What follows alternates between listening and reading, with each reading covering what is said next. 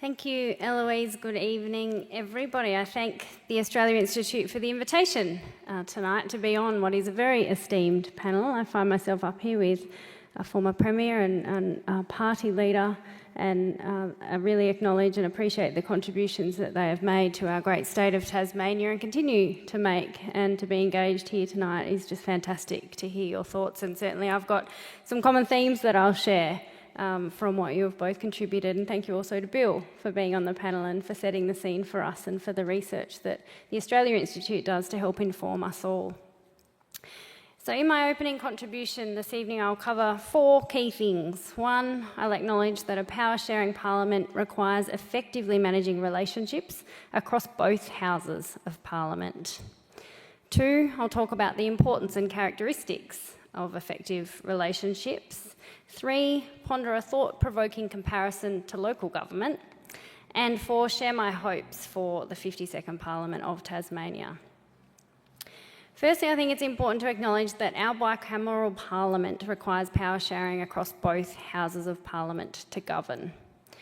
The government needs the confidence and supply across all 50 members of parliament to function, not just the 35 members of the House of Assembly, but also the 15 members, David, of our Legislative Council. We hear a lot about confidence and supply deals, but only with reference to the House of Assembly, even though the government also needs supply from the Legislative Council to function. If a minority government doesn't need to do confidence and supply deals with upper house members to form government, why does it need them with lower house members? And are they even worth the paper they're written on, if they are even written down? During replies on the recent budget, which of course didn't complete the passage through the Parliament due to the early election, some Legislative Council members signalled they were actually not sure whether they could, in fact, support this budget. Confidence and supply of the Legislative Council is not guaranteed. There are now 8 independent members and 1 Green member in the upper house, making up 9 out of 14 votes on the floor, with just 3 Liberal and 2 Labor members, and of course the President.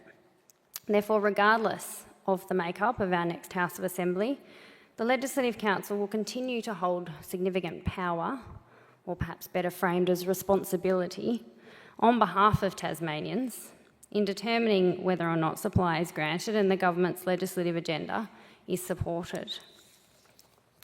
Whoever is in government must be cognisant and respectful of this, and must seek to engage and consult with all major party leaders and independent members of the Parliament across both houses. I acknowledge that it takes considerable will, time and effort to effectively manage relationships and to build trust, as David said, to achieve outcomes. But fundamentally, effective relationships are everything. You simply cannot achieve outcomes without them. Now, this doesn't mean that you have to personally like each other, doesn't mean you have to agree on everything, doesn't mean you have to hold the same values. In my view, an effective relationship in any setting requires 4 key traits. 1, being willing to engage on issues from a position of mutual respect and trust. 2, listening to hear and to understand rather than listening to respond. 3, being prepared to negotiate and compromise. And 4, doing what you say you'll do. When I was elected a mayor of a new council at Glenorchy in 2022, my number 1 priority was to build trust around that council table. My number 1 priority as mayor on day 1 of our induction was to get to know the other elected members, to set the tone, and to develop an environment of mutual respect, an environment where we all felt like we were equals. I said just that we don't have to like each other, we don't have to agree with each other, but we must remember that the community has elected us to work together to serve their best interests, and we must commit to working together and demonstrating harmony around the table for the people we represent.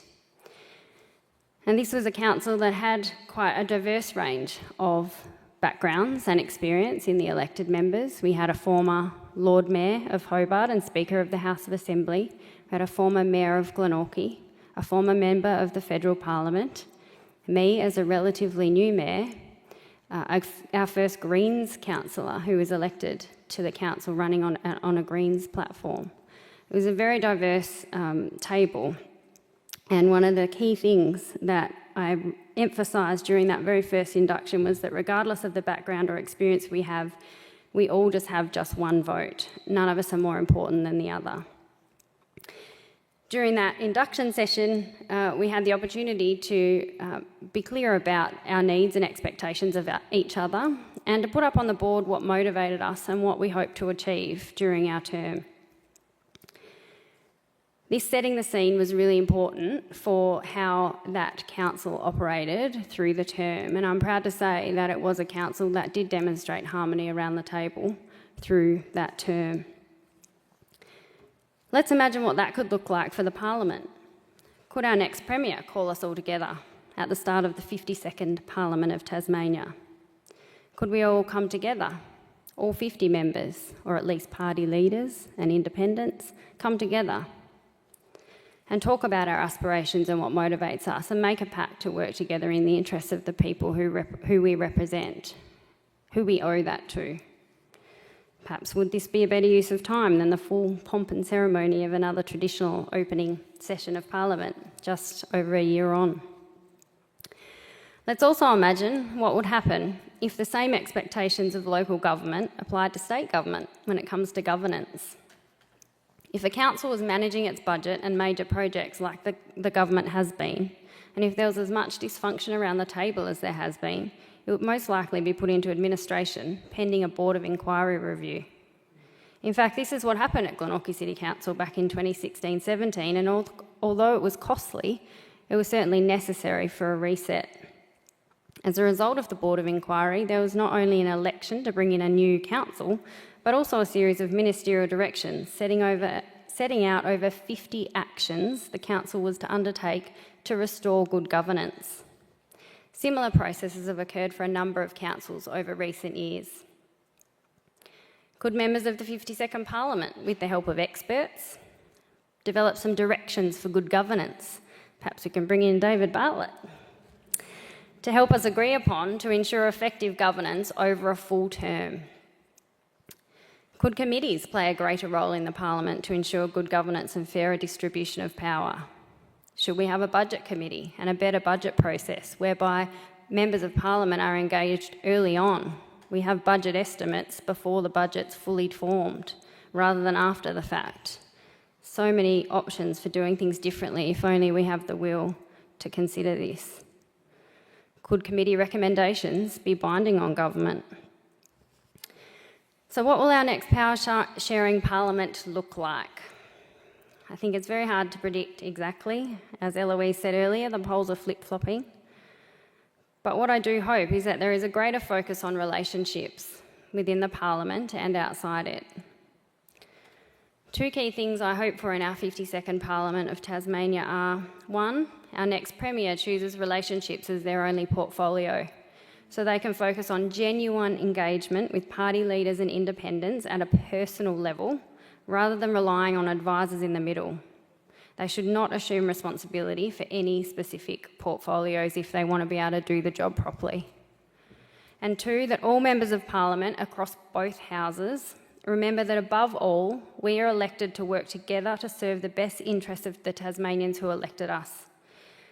In accordance with this, I hope all members can adopt an approach to engagement that is centred around those four key traits of effective relationships I mentioned to make this work across a full term. Relationships work both ways. Every one of the 50 members must be prepared to respectfully engage, listen to hear, negotiate and compromise, and do what they say they'll do for things to work in this 52nd Parliament of Tasmania. Because relationships are everything, you simply cannot achieve outcomes without them. Thank you.